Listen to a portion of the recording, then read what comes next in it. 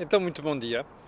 O cenário hoje completamente diferente daquilo que acontecia ontem. Ontem, recordo-lhe, era uma chuvada desgraçada e tivemos de mudar isto várias vezes, inclusive provocou atraso na emissão matinal da Cor do Dinheiro.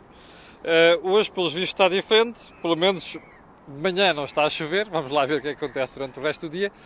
E antes de irmos ao programa, quero perguntar se José Álvares Cabral, que já está a ver, se está tudo bem com a imagem e som. Jorge Oliveira disse que sim. Portanto, vamos lá, isto que a agenda hoje é longa, tive que cortar 2 pontos, imagino só, 2 pontos. Tal é o manancial de assuntos que vão sucedendo todos os dias e que dificulta às vezes a escolha das matérias para fazermos a Cor do Dinheiro. Bom, por onde é que eu queria começar hoje? Eu confesso que me vou espantando, se calhar já não devia espantar, mas enfim, apesar de tudo ainda vou espantando porque confio no género humano e vou-me espantando com algumas coisas que vão acontecendo por aí. Uma delas ainda diz respeito às eleições presidenciais no Brasil, veja só.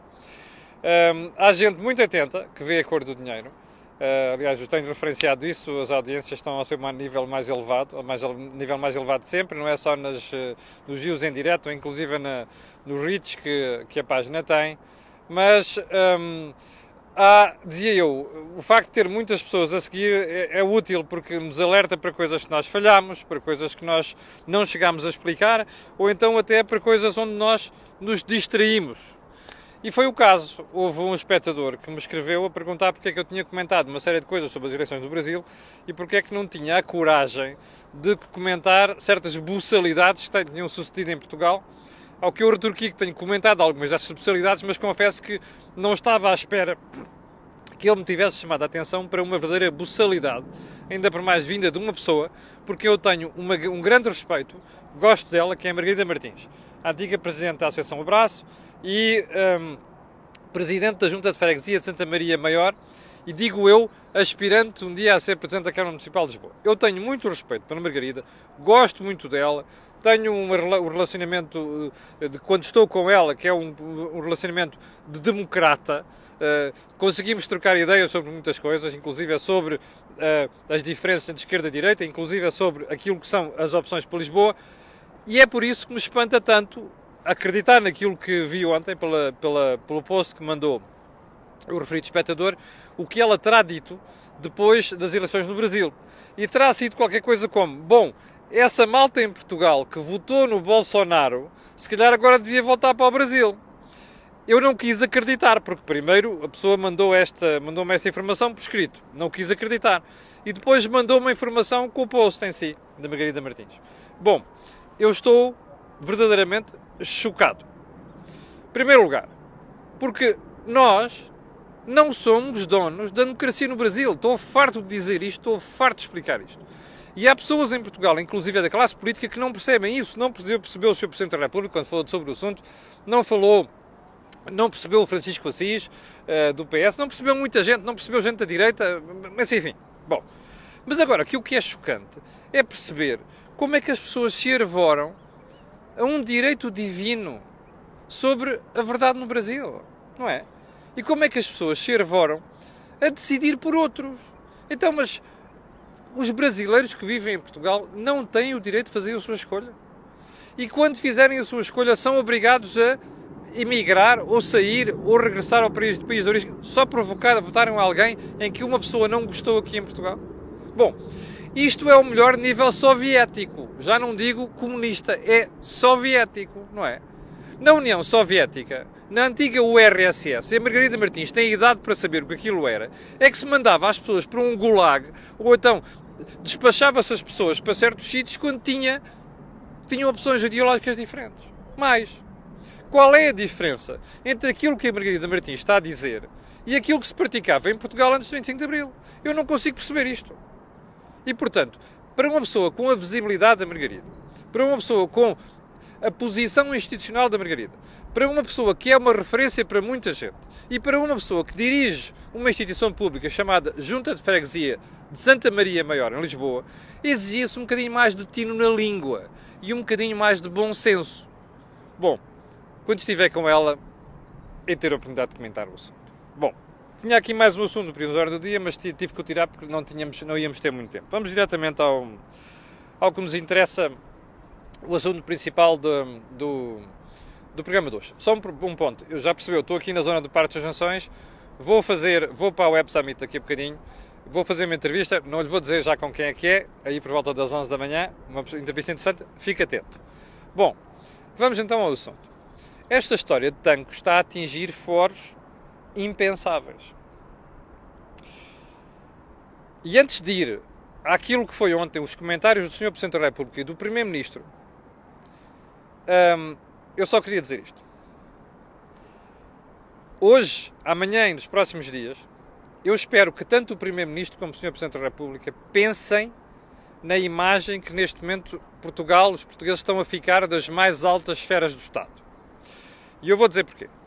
Tudo começou na semana passada, quando a RTP fez uma... Eu ontem não sabia se era RTP, hoje já percebi que é. A RTP fez no 6 às 9, ou lá o que é, como é que chama o programa, uma reportagem onde se sugeria, insinuava, o que quer que pode utilizar o verbo que quiser, que o Sr. Presidente da República teria tido acesso a toda aquela informação sobre tanques, nomeadamente sobre encobrimento, a recuperação das armas e por aí adiante. Bom, eu quando vi um excerto da peça, não vi toda, a primeira coisa que pensei foi, bom, esta informação vem de algum lado.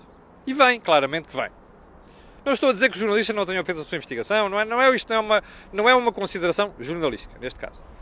Mas é óbvio que aquilo tinha um destinatário claro. O Sr. Presidente da República. Bom, eu não tenho dúvida, porque também a mim me superaram alguma coisa nesse sentido nos últimos dias, que a informação veio do Governo. Não tenho dúvida. Bom, e isto é politicamente motivado. Eu comentei isso aqui ontem. Bom, eu não estava à espera que o Sr. Presidente da República tivesse ficado tão incomodado, mas agora começo a perceber porquê. É que claramente isto foi uma manobra do Governo. Bom, e você dirá de quem? Não sei. Mas há uma coisa que eu sei. Não acredito que alguém bem colocado no PS e alguém no Governo tenha feito isto sem conhecimento do Primeiro-Ministro. Desculpem lá, não acredito.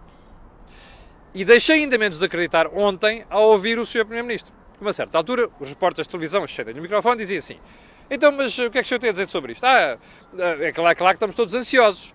O Sr. Presidente da República revela grande ansiedade, nós revelamos ansiedade, mas o Governo não pode ter tanta ansiedade como o Presidente da República. Isto foi uma mensagem clara do Sr. Primeiro-Ministro para o Sr. Presidente da República. Bem, a seguir vejo outra reportagem, que é o Sr. Presidente da República, com os jornalistas de câmaras de televisão, microfones à frente, e a dizer, então, mas como é que é?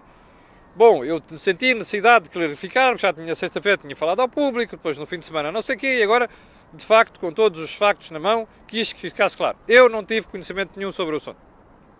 E quando os jornalistas continuam a fazer perguntas, há uma que é reveladora. Diz assim, bom, isto cria um mal-estar entre a Presidência da República e a chefia do Governo, e o Sr. Presidente da República, que nestas situações diz sempre, não, está tudo bem, não sei quantos, disse, de momento não há mais nada a dizer. Ora, eu nunca vi, nos últimos 3 anos, uma situação destas entre a Presidência da República e o Governo. Neste sentido, o Sr. Presidente da República deu claramente a entender e quis passar essa mensagem de que está desagradado com o Governo. E que isto afetou a sua relação com o Primeiro-Ministro e com o Governo. Nós já sabemos que eles são os dois os grandes cínicos. E, portanto, amanhã encontrar-se-ão aí, aos abraços, aos beijinhos e não sei o quê. Mas a ferida ficou. E a ferida ficou, e eu acho que o Presidente da República desta vez tem razão. Bom, não é porque eu acreditar piamente que ele não sabia não sei das quantas. Não é isso. É que o Presidente da República não tem atacado o Governo. Pelo contrário. Eu sei que há uns ultras da esquerda que fazem este figurão, dizer que o Presidente da República, não sei quantos, anda para aí a dar caneladas ao Governo. Pelo contrário, eu acho que nunca houve um Presidente da República, em democracia, que tenha dado tanto apoio a um Governo como este tem dado ao Governo do PS. Não houve nenhum até agora. E muito menos quando os Presidentes da República eram do PS. Jorge Sampaio, Mário Soares e essa ganga toda. Bom, portanto, o Partido Socialista e o Governo não têm razão nenhuma quando dizem que o Presidente da República anda a dar alfinetadas ao Governo. Uma coisa é aquelas alfinetadas a Marcelo. Marcelo sempre foi um animal político e, portanto, isso passa. Agora, deselegâncias ao nível do sentido de Estado, não. há mais uma razão para isto. O Governo saiu mal, mas em toda a linha. Não há um ponto na história do Tancos onde o Governo sai bem. Um único ponto. O Primeiro-Ministro, o antigo rapaz que ele lá meteu, que não tinha jeito nenhum para aquela porcaria, não é? Aliás, não sei muito bem para que é que ele tem jeito, o indivíduo que lá saiu. Já lhe disse que eu acho que lamentável o papel que ele fez na ERC, na Entidade Reguladora de Polícia Social. Fez todos os fretes ao Sócrates para controlar a comunicação social. Foi isto que ele fez. Mas pronto, deixando isto lá. Não há um ponto onde o Governo saia bem de Tancos.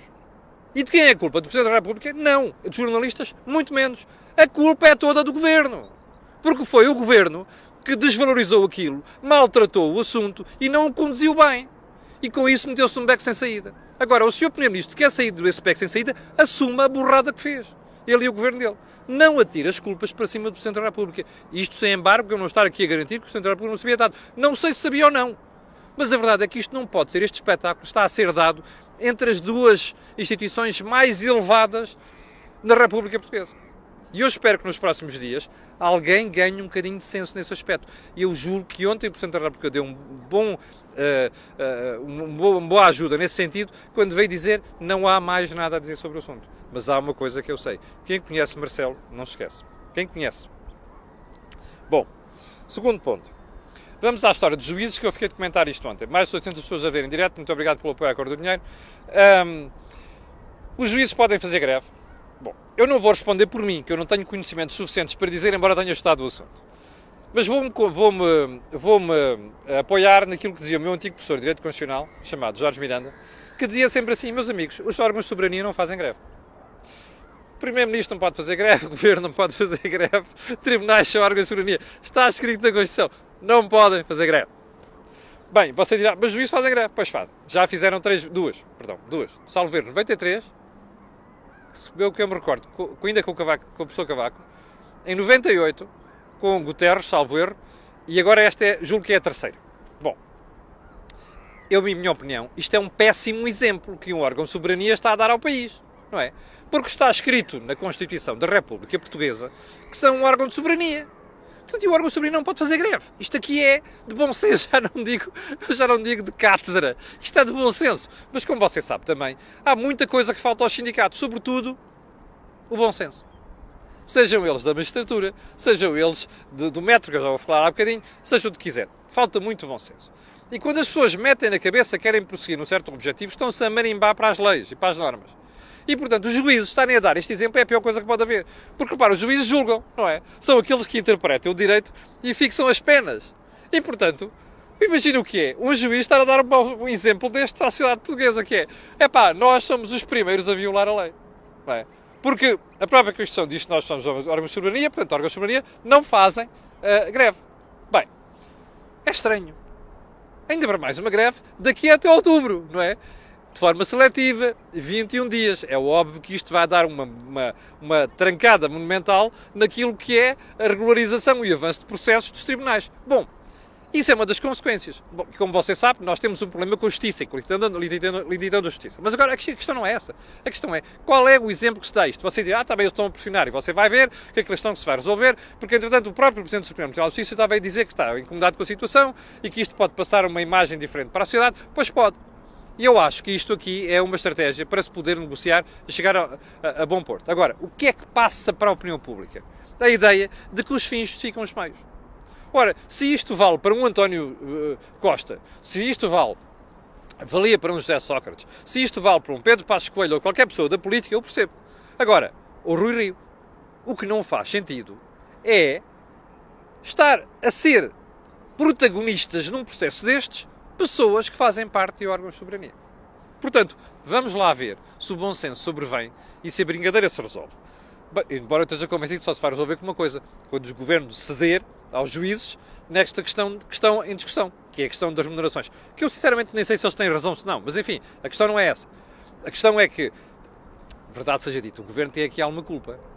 Porque embora tenha tenha partido muita pedra e já seja possível chegar a acordo hoje em dia, alguma coisa, a verdade é que o governo prometeu há um ano que resolveria o problema. E há um ano que está a discutir. Você dirá, está bem, há questões difíceis, mas um ano? Bem, isto aqui, já percebeu, tem a ver com a tesoura do Dr. Mário Centeno. Não é? Há dinheiro para tudo, menos para aquilo que deve ser. Bem, já lá vamos. Terceiro ponto. O metro desistiu de fazer greve. Como sabe, estava programada precisamente para os dias do Web Summit. Ontem, percebeu-se logo que aquilo não ia correr bem, não é? Aliás, que ia correr bem, que ia acabar bem. Porque ontem o sindicato fez dizer assim, olha, já está, deixamos de fazer greve. Porquê? Porque a gente já obteve aquilo que quer. E o que é que os sindicatos queriam? Uma coisa muito simples. Que se mantivesse o acordo de empresa pelo menos mais um ano. Que era aquilo que a administração do metro queria acabar. Bem, há uma coisa que lhe quero dizer já à partida. Quem é que vai pagar? Você. Ok? Você que está aí a ver mais a porrada de contribuintes e portugueses que pagam impostos. Você é que vai pagar.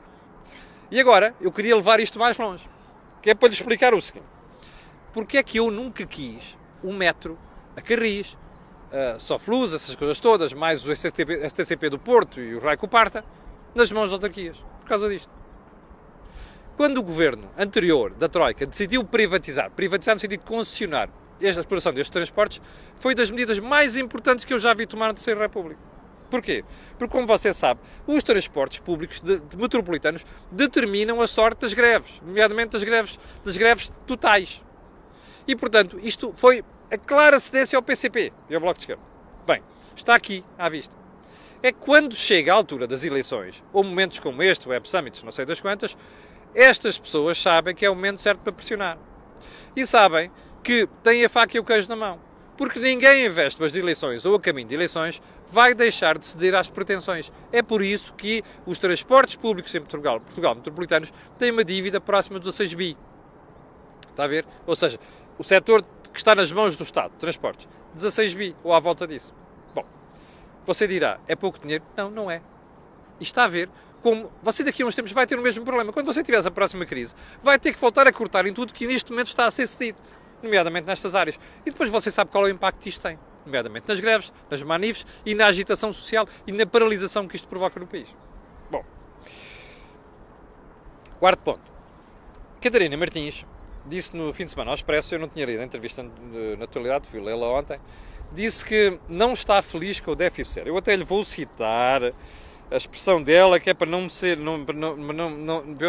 incorreto. Orgulho no déficit zero? Não. Porque esse déficit não vem só do crescimento económico, mas de continuarmos a ter um investimento no Estado Social e nos serviços públicos que fica muito aquém do necessário.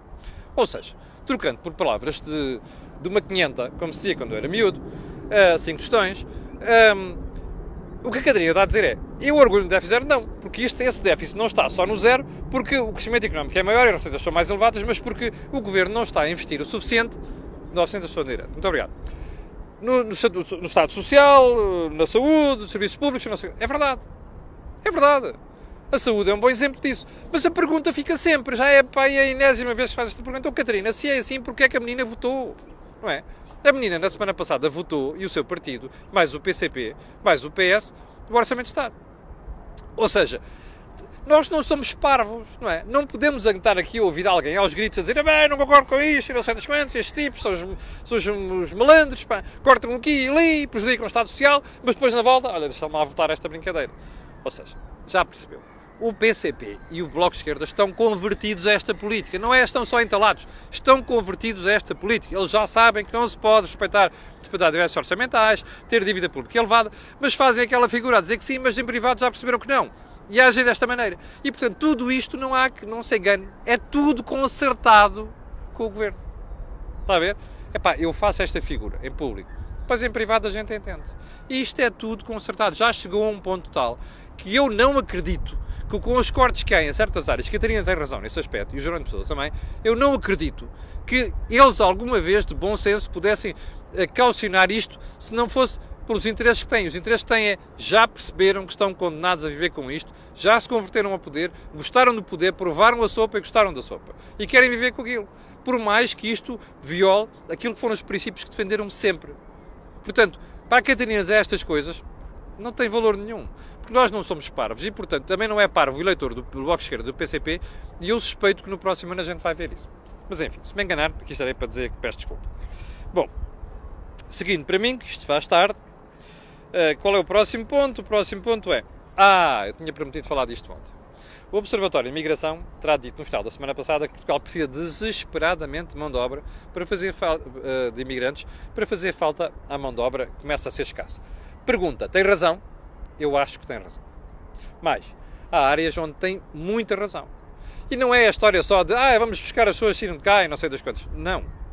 Há setores da economia onde há falta de mão de obra. É óbvio que há aí pessoas deste lado que vão dizer assim, como já disseram nos últimos dias. Mas há muita gente parada. Pois há. E há gente que não quer trabalhar. E há gente que não quer trabalhar e gosta de ver daquelas prestações sociais. Não venham cá o Bloco de Esquerda e o PCP. Há gente assim. Não é a maioria, mas há gente assim. Mas a questão não é essa. A questão é que há uma parte dos empregados em Portugal que não se consegue reconverter. Porquê? Porque têm uma certa idade, não têm formação e porque estão naquele limiar já não conseguem voltar, já não conseguem dar o salto para estar com qualificações para aquilo que a economia está a exigir hoje em dia. Bom, isso é verdade, mas a verdade é que nós não podemos deixar de tentar qualificar pelo menos uma boa parte dessas pessoas para poderem reentrar na economia. Pergunta. Se isso conseguir fazer, continua a faltar mão de obra? Continua sim, senhor. E essa mão de obra que falta em Portugal e que vai faltar muito nos próximos anos é a mão de obra qualificada. São pessoas da engenharia. Olha, aquilo que está a passar aqui ao lado é uma boa prova disso. Você, hoje em dia, já não tem em Portugal empresas que encontram engenheiros em número suficiente em Portugal. Ainda na semana passada debatemos isso em Braga, quando foi na conferência da AGEAS. Em que empresas de Braga a confessarem que já têm dificuldade em competir pelo talento. Portanto, a questão é, nós não produzimos pessoas suficientes para aquilo que são as exigências que a economia está a ter. E isto vai-se agravar. Ou seja, o Observatório da Imigração está a fazer um favor ao país, porque está a antecipar um debate que os partidos neste momento deviam estar a fazer. Está a perceber? Que é, o PS, o PSD, o PCP, o Bloco e não sei das quantas, deviam estar neste momento a dizer assim, o que é que se vai passar daqui a 5 anos? O que é que se vai passar daqui a 10 anos? Como é que nós vamos fazer face a essa falta de mão de obra, esse talento que falta em Portugal? Porque as empresas do futuro precisam disso, como pão para a boca. Esse debate devia estar a ser feito pelos políticos. Não está. E, portanto, o facto de ser o Observatório de Imigração a fazer este debate em Portugal e a promover este debate é, para mim, um bom sinal, um sinal de esperança. A questão é saber, nós estamos dispostos como sociedade a ouvir isto? E a perceber? E a antecipar o problema? Ou não? Ou preferimos começar a entrar em questões ideológicas, nomeadamente xenofobias e por aí adiante? Ou então queremos chutar o problema para a frente, foi eleições e é uma chatice estar a debater isto na altura das eleições, até porque em Portugal já se começa a sentir um bocadinho o bichinho da xenofobia. Não sei. Sei que isto é um péssimo serviço que está a ser prestado ao país. E ainda bem que o Observatório fez esta chamada de atenção. Último ponto da conversa de hoje, acho que é João Paulo Catarino que ele chama, dali da zona de Proença à Nova, que foi nomeado secretário de Estado no âmbito do Ministério da Economia. E é uma pessoa que tem o gabinete em Castelo Branco. Enfim, eu não tenho nada contra Castelo Branco, pelo contrário, eu já vivi lá na zona. Esta mania de meter o secretário de Estado aqui e ali é uma estupidez, como já se viu durante o governo de Santana Lopes. Bom, mas vamos deixar isso lá. Bom, tirando alguns aspectos que me preocupam na personalidade deste senhor e no percurso deste senhor, nomeadamente com o governo, não é o governo anterior, o governo da bancarrota. Tirando isso lá, há uma coisa que eu gostava de... o que é que este senhor diz? Que quer abolir as portagens das zonas desfavorecidas no interior. Eu gostava de desafiar o Dr. João Paulo Catarino a dar-me um exemplo, um único exemplo, de uma região onde o crescimento económico tenha florescido por causa de acabar com portagens. Eu não sou nada a favor de abolir as portagens. Ok? E conheço gente de direita no interior que defende isto. Não tem nada a ver. Primeiro ponto. Segundo ponto, não acho que seja por causa de portagens, nem subsídios, nem IRCs mais baixos que se consegue levar investimento para o interior. Não tem nada a ver com isso. E quem hoje em dia for às zonas do interior onde haja universidades, por exemplo, percebe porquê. Porque o crescimento económico e o emprego aparecem por puxar a cabeça, pela iniciativa, pela criação de conhecimento. Não tem nada a ver com portagens. Isto é uma estupidez. Isto é uma conversa para o eleitor ver. E é uma conversa de autarca. Rigorosamente mais nada. Aliás, eu tenho mais um desafio para o Dr. João Paulo Catarino. Faça o favor de ir ver regiões do país onde se dizia assim: epá, isto não tem autoestradas, não sei o quê, as comunicações são difíceis. A gente vai hoje daqui à Covilhã em pouco mais de 2h30. E eu lembro-me de ir para a Covilhã em 5 horas ou 6. Aqui há uns anos. E, portanto, diga uma coisa. O crescimento económico naquelas regiões floresceu por causa das estradas? Não. Por conta até houve gente que saiu. Não é? Ou seja, as estradas permitem ir para o interior, também permitem sair do interior. É two-way, vice-versa. Estão a ver? Isto é um disparate. Não faz mais que sentido. E mesmo para o fim, tenho mais uma pergunta. O Dr. João Paulo Catarino quer abrir as portagens? Pague do bolso dele. Porque não está certo o resto do país estar a subsidiar aquilo. Ainda para mais, porque, como eu disse há bocadinho, não há prova clara, inequívoca, de que isto beneficia o crescimento económico. e vamos ficar por aqui. Como lhe disse, por volta das 11 horas, vamos fazer aqui uma entrevista no Web Summit, fique atento, eu acho que é uma entrevista interessante, personalidade interessante, não lhe vou dizer para já quem é. Ainda vamos ter esta semana, como lhe disse, provavelmente hoje, o pontapé de canto e vamos ter depois o pontapé nada, o Think Tank na quinta-feira. Quero agradecer a sua paciência por estar desse lado, até às 11 horas e, quanto a nós, de Cor do Dinheiro, para aqueles que só veem a Cor do Dinheiro de manhã, amanhã às 8 da manhã. Para saída, só mesmo para saída, por favor, ponha aí um gosto e faça partilha nas redes sociais, porque aquilo que você ouve aqui, não ouve mais lado nenhum. Obrigado, com licença e até logo.